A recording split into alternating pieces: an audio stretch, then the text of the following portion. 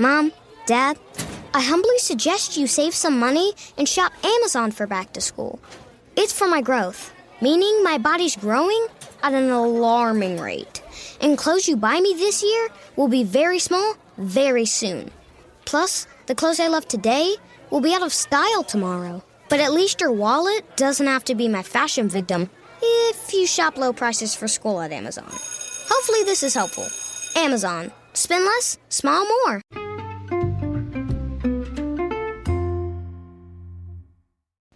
Hi, everybody, and welcome to the Dr. Psych Mom Show. Today, we're going to talk about people who think that their opposite gender parent is superior to their partner. And I see that a lot. I see it honestly more nowadays in women that think that their father's better than their husband. I used to see more men that thought their wife was less of a good mother than their mother. I don't see that as much. We'll talk about why. We'll talk about both and how to handle and reframe this and why you may think it. It's not just because your spouse sucks so much. Before that, please do subscribe. I'm getting some subscribers every day, and that is awesome. Really keeps me motivated to keep doing this. A quarter of the episodes are subscriber only, so if you do not subscribe, you're missing out on 25% of my awesome content. Most recently was discriminating between whining and expressing your emotions, the episode called It Is True, Nobody Likes a Whiner. True. So anyhow, let's move forward to today's topic before my kids wake up.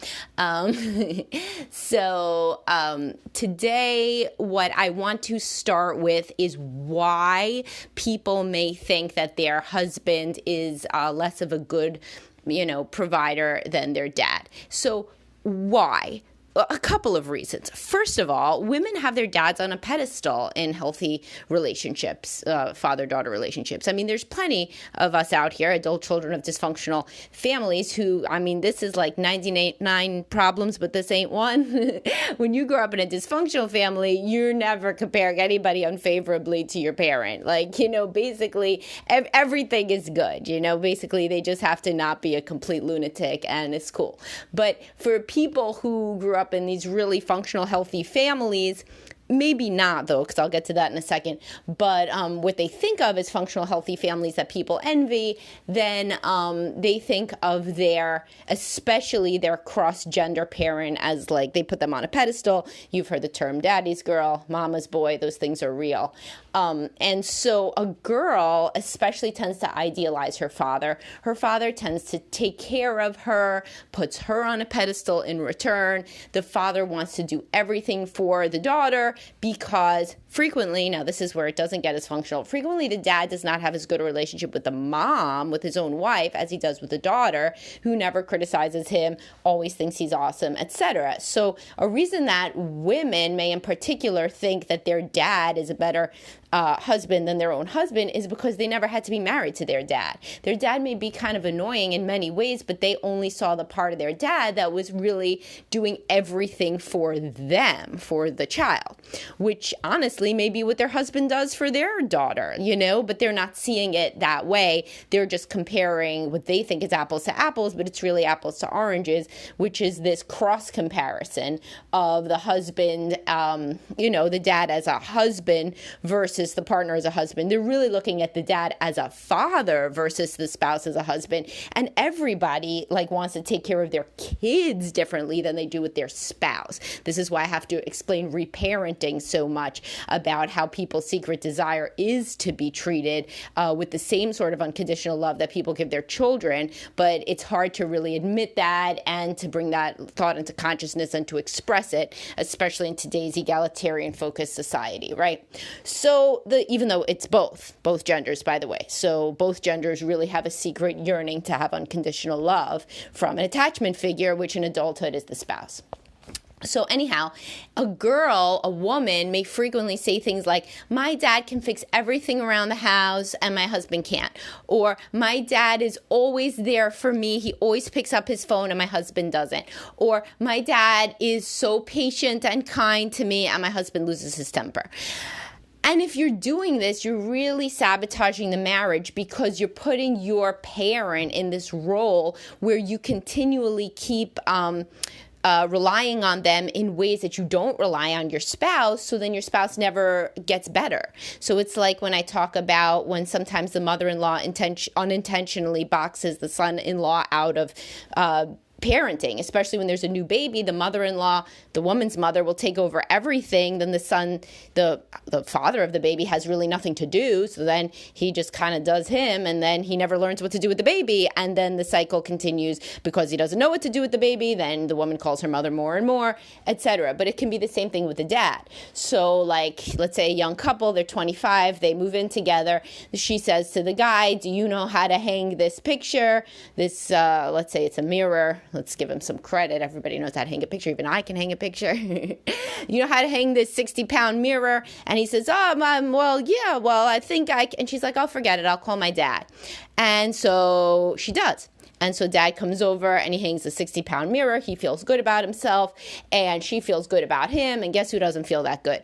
The guy. But what's he going to say? Don't call your father. He may say that. Then he looks like a controlling asshole. So he's kind of in a fucked situation. Now, when it's the inverse of that, when it's the guy with his mother, frequently the guy thinks his mother cooks better, parents better, she's more laid back. The reason that I don't hear as much downward comparison is I see more women that work and are equal breadwinners to, in comparison to women from the previous generation who didn't work and certainly weren't equal breadwinners as often. So therefore the wife has like an automatic win if she works, because then she could be like, yeah, of course your mom made chicken soup every day because, she didn't have a job. So, then she does have a point. If the mother was a homemaker and now this woman is a working mom, she could say, well, we have different priorities and that's why this and that. But it's still toxic for there to be those comparisons. And also in that one particularly, the guy tends to forget that the previous generation of moms were all more laid back. So it wasn't just his unique mom, that didn't care where he went. It was like every mom in the 70s didn't care where anybody went. And now every mom is like hypervigilant in comparison to the previous generation. So his wife should be compared to her own generation. Either way, and by the way, the same thing, of course, with men being handy. It used to be a really big deal. Every man used to know how to hang a 60-pound mirror. Now, when is that learned? Never. Like, I certainly don't see my kids learning that shit in school, so either you learn it from your own father or you don't. And a lot of those men that know how to do those things, their kid wasn't interested because it didn't seem like they were going to have a blue-collar occupation or need to know anything, or that this was even relevant in their generation. So there's a lot of cross-generational comparisons that need to be thought of, in light of what the whole framing of the situation is really based on the milieu of the generation. So it would be totally weird for a guy who grew up in the 50s not to know how to build a doghouse from scratch, whereas a guy who was born in the 70s or 80s, they don't know that shit, right? So they could look it up on YouTube, they could figure it out. But here's the thing, you're never going to look on YouTube and figure it out if she's always calling her dad. Because why? The doghouse that you're going to build is going to look like dog shit next to the doghouse that he could build blindfolded. So why are you even going to try? And so if you're caught in this situation, a couple things to think about. A, keep in mind the cross-generation comparison isn't good. Second of all, keep in mind that your spouse has zero motivation to learn how to improve in these ways that you value if you don't ever give them a shot, because you're always literally calling your parent in to solve the problem. And also it's making your spouse feel like shit, and this will erode the closeness and connection in your relationship very quickly. Another point is that if you are always having your parent come in, that this is very important to fill in, then when you were dating, you were instinctively not looking for somebody who could do everything for you because you thought that your parent would still be around. So think about how unfair that situation is, right? So let's say your dad is very handy. Forget the dad. Let's say your mom can cook. I see this show now. It's called I'm in Love with a Mama's Boy. It's really funny. It's like totally this situation. And people brought it up in my Facebook group. I was already watching it, though. It's hilarious. But so let's say that the mom lives next door and she's always cooking and bringing stuff over. Well, the guy thinks she's going to keep doing that, So then when he's looking for a wife, he may have been trained to value a woman who knows how to cook because his mother knew how to cook and she talked about that was good. So she taught him to value it. But he may not even be looking for somebody who could do it because in his mind, his mother's still going to be doing it. And when they have kids, his mother's going to be watching the kids and cooking for them, et cetera, et cetera. So he's literally not even selecting on this variable that's important to him. Instead, he's going to select for other things because he thinks that he already has somebody who will cook for him. Same thing with the handy dad. The woman thinks, all right, so this is not obviously articulated, this is in the subconscious, my dad will always be there for me. He's always going to move me, and he's going to, paint and help and make the doghouse and whatever the fuck. And so I can go for this intellectual guy, or I can go for this, real artistic guy, or I can go for this guy who is very much of an abstract thinker type. Because my dad will always be there to do that stuff anyway. So here I am. I'm going to have like everything. So I'm going to have the guy who's like an abstract thinker. I'm going to have the guy who can make my doghouse. And I'm going to, be like made in the shade. But the reality is people don't think about how little they are going to respect their partner if their partner cannot do these things that they were trained from childhood are very important in the opposite sex, because they are the things that were extolled in the family of origin that put each parent on a pedestal. So if the mom is an excellent cook and she's always talking about her cooking, and this is, by the way, just let me use this time to bracket this. Bracket means come back to it, but we're just going to talk about it now. Frequently, these situations happen more in the narcissistic family. There's a good book. It's half jargon, though, but the first half is good. For just the regular reader that is not a psychologist, the first half is good. It's called The Narcissistic Family. And in the beginning, in the intro, it's like there was like two psychologists writing it or something, and they're like, we used to see all these people that presented as adult children of alcoholics with those same traits, but there was no alcoholism in the family. What was going on? Oh, we realized they were narcissists in the family. So adult children of narcissists frequently are raised with a really with a very defined set of preferences in the opposite sex that are wholly based on the narcissistic parents' strengths. So a man who grows up in a very narcissistic family, the point of narcissistic family is a family that is where the mythology of the family is that they're a better family than everybody else, which is why kids in those families frequently grow up with a lot of mental issues and emotional issues, but they don't know why, because they're like, my family was perfect. My family was perfect. If you've ever thought my family was perfect, ain't no family's perfect, So rethink that, because if your family mythology is that your family's better than every other family, definitionally your family's not perfect because y'all look down on people, or you were trained to. And this sort of thing may become more and more evident as you start dating and stuff, and like people don't necessarily get along with your perfect family in the ways that you always thought that they would. But that itself is an aside and could be a different podcast on the narcissistic family, although I really did give you the major bullet points there. But anyway, if you grow up in a narcissistic family, let's say your mom's always like, oh, aren't you so grateful that I'm such a good cook? And the father's like, mom is the best cook in the whole world. Look at other women's cooking. That's nothing like mom's cooking. Well, then how do you think you're going to think when you're older? You're going to think cooking's super important in a woman.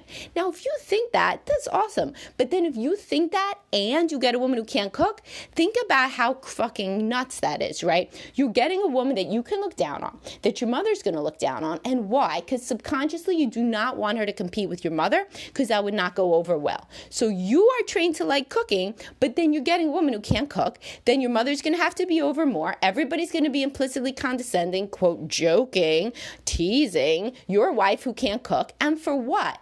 This is going to erode your marriage. So the point is, if you are on the market, or even just retrospectively thinking about when you were on the dating market, think about whether you subconsciously pick somebody that would not compete with your parent, because your parent tends towards self-absorption and narcissism, and it wouldn't go well if your parent was competed with. So do you have the dad that would really have his panties in a twist if your husband did make a doghouse? Do you? Because think about it. If otherwise, let me tell you how it goes in a best case scenario. In a best case scenario, if there's no narcissistic traits around, the mother meets the daughter-in-law. The daughter-in-law understands that the guy likes to eat. He likes cooking. She, in a healthy relationship, does not look down on that, but wants to do it because he likes it. And the mother-in-law teaches the daughter-in-law some shit from cooking, some recipes, and they get along, because also the mother is very complimentary toward the daughter-in-law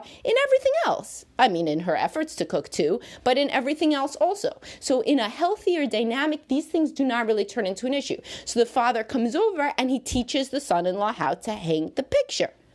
Bam, this is done. But the times when this goes very poorly, and when the person continues to compare their spouse unfavorably to the opposite gender parent, there has been no such teaching. There has been no such collegial team spirit. There's no vibe that the spouse and that the second generation, the adult child and their spouse, are going to have to do things on their own. So either they ought to train how to do that, or they should figure out how to outsource it, etc., etc.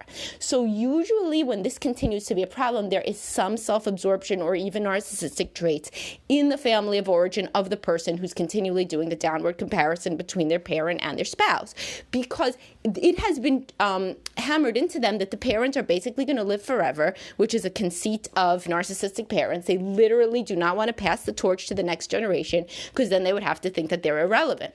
So they don't want to teach the son-in-law how to build a doghouse. They don't want to teach the daughter-in-law how to make the food, because then it means that they're going to become superfluous, and they don't want to be superfluous or irrelevant at all. They want to maintain that centrality. And this is why in that show, I'm in Love with a Mama's Boy, the women continue to live like literally 15 feet away from their son and come to make him breakfast in the morning, because they want to have that role forever. They do not want to give that role over. And in a situation where you are the one who picked a partner who continues to extol their parents at your expense, you likely are familiar with a role of being looked down to. You're probably the least preferred sibling. You probably had a parent yourself who talked down to you, and you're used to being compared unfavorably. So your imago is getting somebody who would compare you unfavorably to somebody. In this situation, it's their own parent. And then somehow the fantasy is you're going to impress them enough that they stop doing this and that they pick you over the parent. Not going to happen. So if you're already in a situation where you feel that you have a downward comparison between you and the guy's parent or the woman's parent, get out of that situation. But if you're already in that situation, couples counseling can really help with a third party coming up with some of the things that I would say, like, wait, hold on a second. So if this is really just about cooking, then what about if, she brings her, what if she does takeout? Why is that not good? Oh, is it because you're fucking obsessed with your mother? Nobody's going to say that unless it's me. But you could look at the deeper issues for why there is such an obsession with keeping the parent in this central prized pedestal role, and less of an emphasis on we are going to co-create a family ourselves and be a team ourselves. So in a healthy family, there's individuation from the family of origin, such as both people are primarily a husband/father, wife/mother, instead of a son/daughter. At least in our Western culture, that is how it is, that is healthier, that is considered healthier and goes along better. There are other there's other ways to do it in other places in the world, so that, let's say the woman moves in with the husband's family is how it's done after marriage, right? In some places, but that isn't how we do it here. So if you're the only one whose mother-in-law has to come over to make potato salad because you can't do it right, you are going to be sad in your marriage. And so it has to be thought of why this is being maintained versus the more normative in your peer group ideal of at least somewhat individuating from your family of origin, such that, a couple can make their own party without having to rely on a parent bringing over food. A couple can, do their own home repairs or outsource them without having to wait until a parent can visit from the opposite coast so that they can bang everything out because they're just so awesome, etc. So if you're in this situation, really think about the self-absorption and potential narcissistic traits in the partner who is doing the comparison in their family, because it's usually there, and it's usually why the person finds it so complicated and challenging to at all put their spouse on the same level as the parent, because they were trained as a kid never to do this, that their parent is the best out of the best and nobody ever can approximate it. And this can be really not really discernible even until problems start when you get married. So yeah, you may have had the perfect parentheses narcissistic family that everybody wanted to come over your house because your parents were so awesome, but then whenever you have a significant other, somehow they don't really click with your parent. I wonder what's going on there. That would be something to explore. Also, these people are very competitive with the other set of grandparents. Usually, they're usually they're the one who wants to bring over the potato salad. The other potato salad, fuck the other potato salad, right? So think about it deeply. This is a good one to introspect about. Particularly if you're the person doing the comparing, because if you're the person who's being compared, coming over and being like, hey, I figured out what's wrong with your fucking mother. She's a narcissist. The Dr. Psych Mom show said so. No, it's not going to go over well. So if it's best, like you could talk about that to your own therapist if you're in that situation. Think about how you should bring it up and whatever, or if you should bring it up or how to cope with it. But the best way to cope with it, by the way, is to understand it's not about you and to set some boundaries, what you will and will not tolerate in terms of these comparisons, but that involves a lot of self-esteem work usually as well. But anyhow, hope you got something out of this. It's an interesting topic, and I will talk to y'all soon.